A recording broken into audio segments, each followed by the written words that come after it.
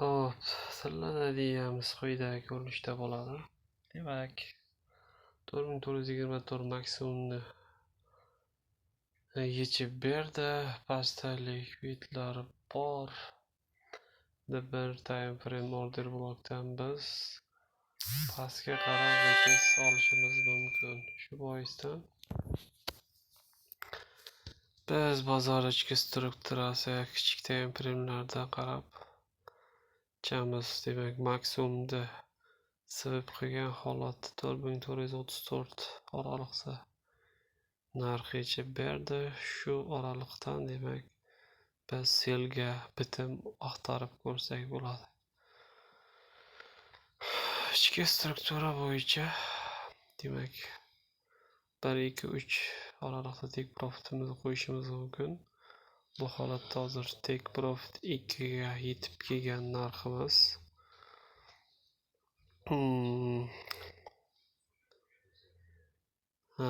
Pastdagi pinbar ko'rinishdagi order blokdan esa narx orqaga bayga harakatlanib bergan.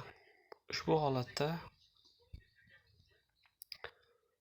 holatda hozir kichik time framelarda ham ko'ramiz. M15 time frameda bozor impulsi shambarlar bilan ko'tarilib, demak bitta shamni bir nechta shamlar yutib yuborgan holatda o'sha zonaga retest bergan holatda bozor bizga hozir 600 punktdan ko'proq 600 punktda nima uchmay qoldi va 600 punktdan ko'proq foyda keltirmoqda.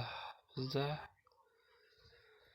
bitimlarimizni bir qismini yopgan holatda demak 3-chi take profitda kutib olamiz biz. Mana 84 time frame'da ko'rsalaringiz bo'ladi. Ko'rinish shunday holatda. Demak, struktura bo'yicha 4224 ta likvid bor. O'sha likvidlarni bozor bizga to'liq yechib berishi kerak. Shuning uchun biz shu ko'rinishda olyapmiz. H1 time frame'da ham demak yutib yuborish hosil bo'lgan. Umumiy masofa hozir 670 punktga yaqin sel pozitsiyamiz bor. Xo'p. Shunday ko'rinishda